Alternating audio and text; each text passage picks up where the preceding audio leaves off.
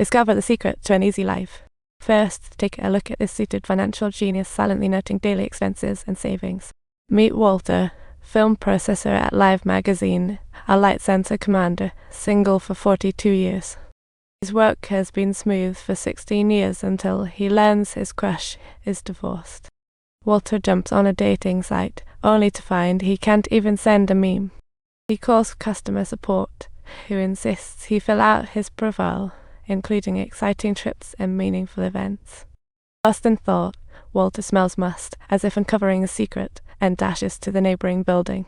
Moments later, he escapes with the goddess dog in his arms, having crafted a custom prosthetic for the little. This makes quite the impression on the goddess, but just then, customer support yanks him back into reality. Poor Walter's a dreamer stuck in a day. Real experiences attract women, they say. Yet Walter's life is blank. Reluctantly, he hangs up and returns to the office. Back at the office, he learns the magazine's equipment is being acquired. Print issues and hello digital world. To make matters worse, the new manager is fond of Walter. He's deep into an abyss of anxiety, having spent 16 years in a dark pit. He processed films for photographers worldwide, but now finds out digital magazines have no use for them. Is this the end of despair? That morning, Connor sends the last box of film with a special card attached. The card thanks Walter for 16 years of flawless service, and reveals that the 25th film is Connor's pinnacle masterpiece. The image captures the essence of life and suggests it be the cover for the last issue. Plus, a custom wallet is included. Walter's thrilled.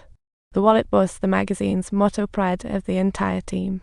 Yet, when he checks the film, he finds there's no 25th film. Talk about a major life disaster.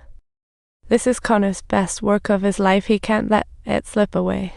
Just then, another co-worker barges in, urging Walter to bring the 25th film to the meeting.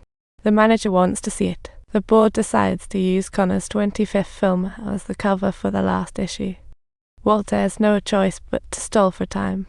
After the meeting, he boldly approaches his crush, who manages the photographer's finances, hoping she has Connor's contact info. But she reveals Connor's a freelance contributor, no number. No one knows where he hangs out. Surprisingly, she loves solving mysteries. She promises to help Walter hunt for clues and suggests he check out the remaining films. Ironically, it's Walter's first chat with his longtime crush, giving him goosebumps. He quickly jots down details of the remaining frames but finds only 3 with the images a blurry mess, a dude's thumb, and a patch of no connection whatsoever. Just then, his sister calls. Turns out, it's moving day for Mom and her birthday. His sister gets a rubber toy that used to be Walter's favorite. His sister digs out a huge travel bag Walter bought for a trip to China. Plans went belly up. The travel diary is blank, just like his empty and meaningless life. Mom pulls out a childhood photo of Walter with Dad. Little Walter was a skateboarding champ. Looking at his current self, he wonders how he evolved into this version of himself. As he zones out, a colleague messages about a clue there's a boat's name reflected on that water. Walter shares the photo with the goddess, who's busy picking up her son from school. He tags along. As they stroll along, she reveals that after her divorce, she quit her former job and came to work at this company. It's truly because she holds a deep admiration for the magazine's advocated life philosophy. She asks what Connor's like, and Walter says they've known each other for 16 years without ever meeting.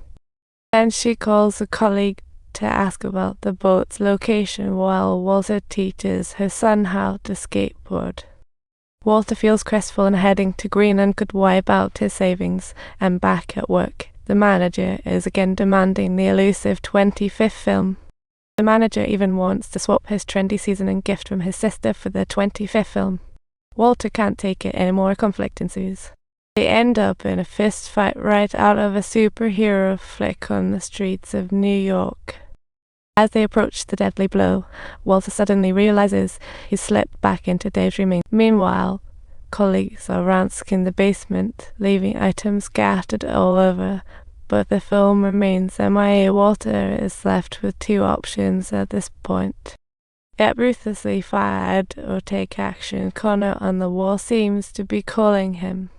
This time, Walter chooses to be brave, setting off for Greenland just as the company motto says break the limits. Soon, a red plane symbolizing freedom lands. Walter rents a little red car and rolls into a tiny house town. Cups might be small, but the drinks are filling. As he seeks info, a recently dumped drunkard stumbles over, wanting to party. Thinking Walter is singing with enough passion, the drunkard pokes his cheek, leading to their chaotic brawl. Suddenly, Walter realizes the drunkard's thumb looks just like the one in the photo. He's Connor's assistant. What's more, he's about to fly out again to deliver supplies. He offers Walter a ride. The drunkard downs a beer, barely standing, and shares life advice with the husky outside. What a comedy. Beers outside are olive drop-ups. Walter sighs, not wanting an early end.